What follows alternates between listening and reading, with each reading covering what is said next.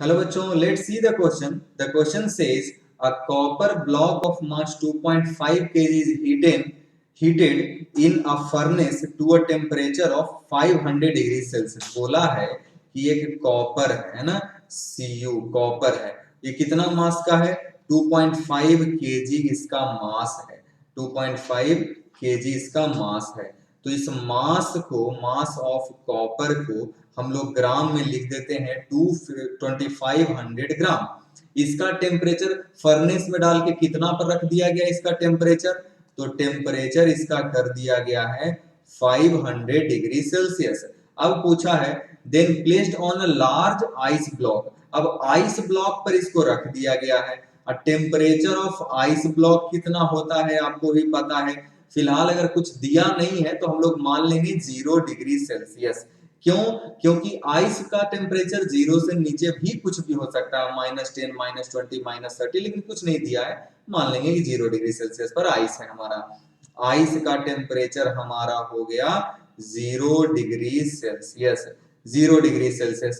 Mass of, अब पूछा what is the maximum amount of ice that can be melt.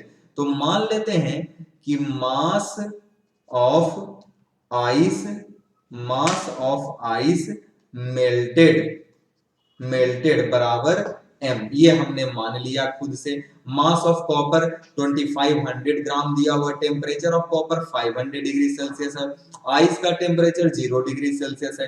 अब जब हम लोग कॉपर को एकदम पूरा 500 डिग्री सेल्सियस के कॉपर को जब हम आइस पर रख देंगे तो ऑब्वियसली आइस तब तक मेल्ट होगा जब तक कि कॉपर का टेम्परेचर 0 डिग्री सेल्सियस तक ना पहुंच जाए। तो टोटल हीट लॉस्ट, यानी क्या लिखेंगे? हीट लॉस्ट बाय कॉपर बराबर heat gained by ice. Ice क्या होगा? लेटेंट हीट ऑफ फ्यूजन लेगा और वाटर में कन्वर्ट हो जाएगा, फिर नया आइस आएगा, वो भी अपना लेटेंट हीट ऑफ फ्यूजन लेगा, वाटर में कन्वर्ट हो जाएगा। तो टोटल आइस मेल्टेड हमने मान लिया था m। तो m into latent heat of fusion बराबर क्या लिख देंगे? Heat lost by copper. Copper का हीट लॉस कितना होगा? यहाँ पर देखो, यहाँ पर फेज चेंज हो रहा है तो MLF लगा, यहाँ पर कॉपर का फेज चेंज नहीं हुआ, टेम्परेचर चेंज हुआ है। तो MC डेल्टा टी, कॉपर के लिए MC डेल्टा टी प्रयोग कर दीजिए। इसमें देख लीजिए मास ऑफ कॉपर कितना दिया है, तो 250 मतलब 2500 ग्राम में हमने ले लिया है। क्यों? क्योंकि specific heat capacity of copper joule per gram पर केल्विन दे रखा है, ग्राम में दे रखा है। तो 250 तो 2500 ग्राम हो गया मास, 0.39 जूल पर ग्राम हो गया इसका, पर केल्विन हो गया इसका स्पेसिफिक हीट कैपेसिटी। कॉपर का टेम्परेचर 500 से कहां पर आ जाएगा घटते घटते, जब तक कि वो मेल्ट पूरी तरीके से बराबर ना हो जाए आइस के। तो 500 डिग्री सेल्सियस का टेम्परेचर चेंज। आइस को हमने मान लिया है कि m gram of ice melt हुआ है। Latent heat of fusion of ice क्या दे रखा है? तो दे रखा है 333। तो यहां से हमें क्या चाहिए? यहां से हमें वैल्यू निकालना है m का।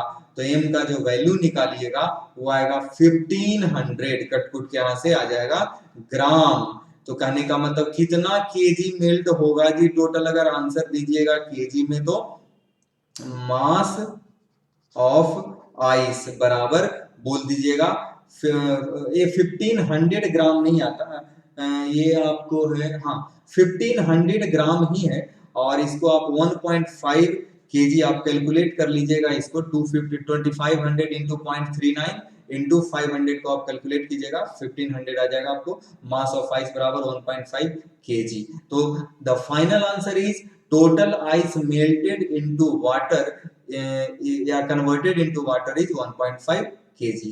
सो आई होप आपको वीडियो समझ में आया होगा। Thank you, all the best.